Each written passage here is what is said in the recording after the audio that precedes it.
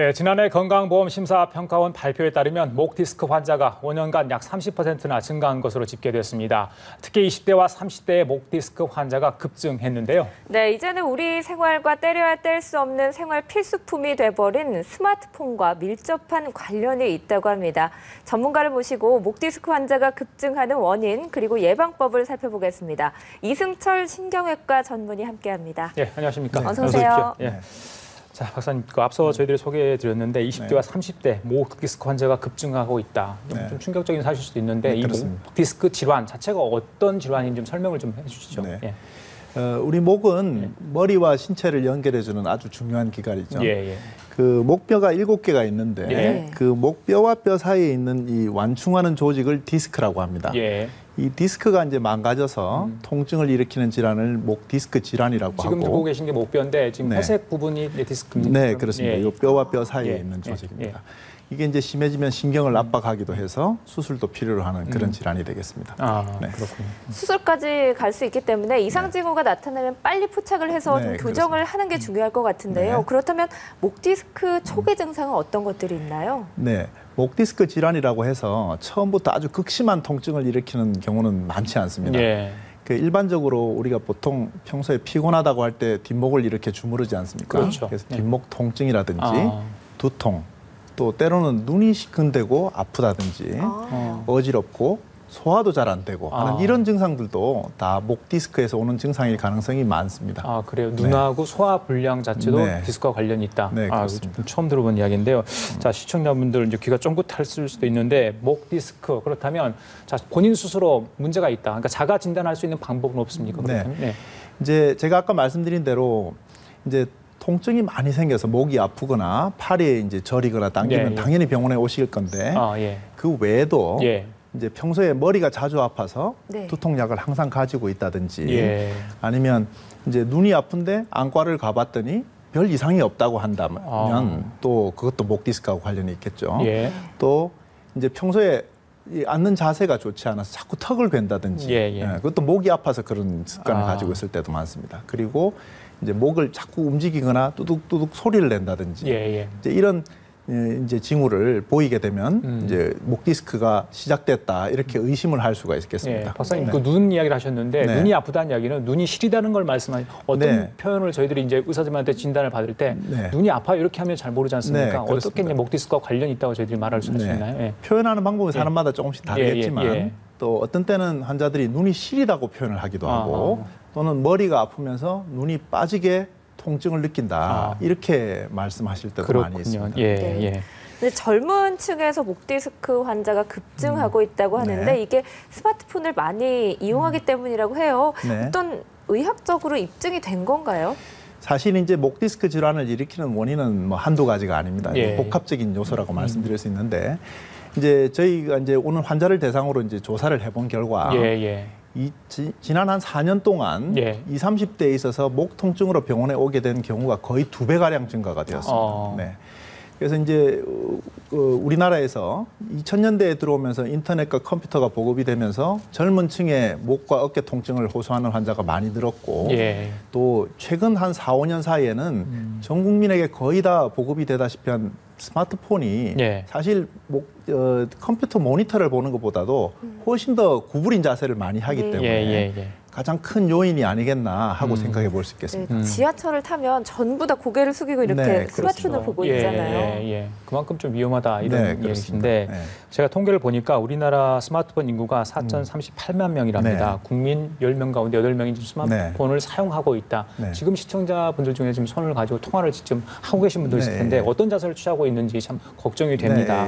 자, 그만큼 목 디스크 걸릴 확률이 높다 이런 의미일 텐데 자, 사용 시에 우리 스마트폰 사용할 때 어떤 자세를 취하는 게 가장 바람직할까요? 그렇다면 그러면 제가 스마트폰을 잠깐 꺼내서 한번 보여볼까요? 사실 이제 우리가 컴퓨터 모니터를 볼 때는 저희 거의 눈높이와 같이 이렇게 보지만 스마트폰은 대부분 다 이렇게 숙여서 보게 됩니다. 내려보죠. 그래서 가급적 요즘은 이제 이 스마트폰도 자꾸 화면이 커지는 경향을 보이기 때문에 사실 이렇게 가까이 두거나 하지 않아도 잘 볼 수 있습니다. 그래서 되도록이면 자기 눈높이와 같이 이렇게 두고 목을 많이 숙이지 않는 자세를 하는 것이 좋겠습니다.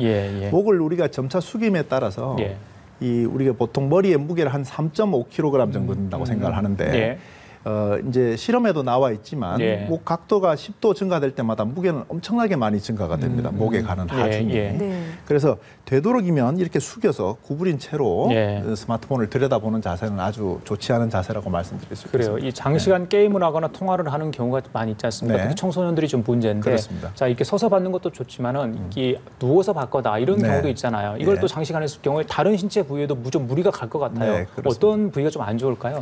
사실 이제 목을 자세를 바로 예. 하기 위해서는 허리를 반드시 펴야 됩니다. 예. 두 분처럼 이렇게 꼿꼿하게 이렇게 잘 앉아 있어 이렇게 스마트폰을 보면 괜찮겠는데 예. 비스듬하게 누워서 본다든지 구부려서 보면 이 목이 아프다고 호소하는 환자들의 대부분은 요통도 같이 가지고 있습니다. 그래서 다른 신체 기관도 다 좋지 않겠지만 우리가 허리의 건강에서 아주 나쁜 요소 중에 하나가 예, 예. 지금처럼 구부린 채로 장시간 이렇게 스마트폰을 들여다보는 자세라고 할 수 있겠습니다. 그래. 저희가 허리가 아프면 바로 병원에 가는데 목이 좀 뻐근하다 이러면 내일은 괜찮겠지 이렇게 생각하는 네, 경우가 그렇습니다. 많거든요. 예. 그런데 목 디스크 증상 심해지면 어떻게 되는 건가요? 처음 시초 증상은 아까 제가 말씀드린 대로 목덜미의 통증이라든지 단순히 목 뒤가 아프다는 정도지만 예. 이게 이제 심해지는 경우에는 목에서 팔로 내려오고 손도 저리면서 밤에 잠도 못 잘 정도로 심한 통증을 일으키게 됩니다. 예. 사실은 이제 그보다 더 무서운 증상은 이 신경이 많이 눌리게 되면 점점 힘이 빠지게 됩니다. 예, 운동신경에 마비가 와서. 예. 그래서 이제 점차 손을 쥐는 힘이 떨어진다든지 미세한 동작을 하는 것이 점점 어려워지는데 환자들은 이제 통증이 심할 경우에는 밤에도 응급실도 가고 이렇게 병원에 찾게 되는데 지금처럼 힘이 떨어질 경우에는 통증이 동반되지 않기 때문에 예. 사실 병원에 조금 더디 오는 경우도 많이 있습니다. 그래서 이렇게 힘이 빠지거나 운동을 하는 미세한 동작이 잘 되지 않을 때는 예. 반드시 병원을 찾는 것이 좋겠습니다. 그것도 이미 목 디스크가 좀 초기보다는 많이 진행이 된 그렇습니다. 상태군요. 네, 그래요. 그렇습니다. 근데 박사님 증상이 정말 안 좋다. 그렇다면 수술을 결국 해야 되는데 네. 자 수술을 받으면 다 완치가 되는 건지 네. 어떻습니까? 사실 이제 요즘 뭐 가급적이면 수술을 안 하면 좋겠지만 예. 어쩔 수 없이 이제 아까처럼 마비가 오거나 할 경우에는 수술을 택하게 되는데 예.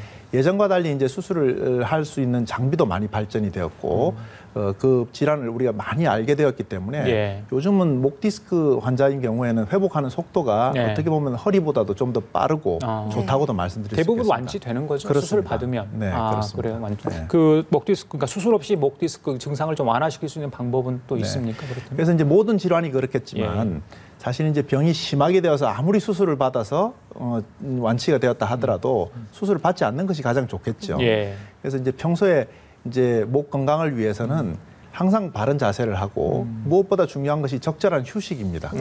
이제 이 재미난 뭐 여러 가지 프로그램에 빠져서 장시간 이렇게 모니터를 보거나 아니면 핸드폰을 보는 것은 이제 가장 나쁜 행동이기 때문에 이제 가급적이면 자주 휴식을 취하고 자세를 바꾸어 주는 것이 가장 중요한 요소가 되겠습니다. 업무 중에 중간중간 스트레치나 가벼운 운동도 해주는 것도 좋겠네요. 네, 그렇습니다. 목 운동도. 이제 환자들한테는 이제 주로 이제 1시간에 한 번이라도 화장실까지 한번 걸어갔다 오라고 보통 가르치거든요. 그래서 동작을 한번 취하거나 이렇게 바꾸어주기만 해도 척추는 아주 편해집니다. 근데 장시간 똑같은 자세로 이 구부린 채로 들여다보고 있게 되면 이제 쉬이 피로해지고 그 피곤함이 결국은 척추뼈나 디스크에 전달이 되어서 망가뜨리게 되는 것입니다. 특별히 뭐 우리가 자주 할 만한 목 운동이 있을까요? 어떻게 뭐 사실은 이제 급작스러운 이 목 오히려 더 역효과가 있을 것 그렇습니다. 같은데. 이제 사실 이제 팔다리 운동은 아령도 들고 이렇게 운동을 할 수 있겠지만 목은 사실 어떤 무게를 주기도 어렵지 않습니까? 그런데 사실 목을 똑바로 하기 위해서는 등에 있는 근육이 아주 중요합니다. 그래서 목을 이제 우리가 스트레치를 해주고 목 돌리는 운동도 해주겠지만 제일 중요한 것은 가슴을 펴고 등을 펴주는 운동이 좋겠습니다. 그래서 이제 이 책상에서 이제 업무를 보시다가도 이렇게 우리가 노젓기 하듯이 이렇게 등을 이렇게 펴주고 뒤에 견갑골이 두 개가 이제 이렇게 움직일 수 있도록 아래 위로 좌우로 움직일 수 있도록 하는 정도의 운동만 해주어도 목은 굉장히 편해질 거라고 생각을 합니다. 알겠습니다. 자, 오늘 말씀 여기까지 듣도록 하겠습니다. 지금까지 이승철 신경외과 전문의였습니다. 말씀 감사합니다. 네, 감사합니다.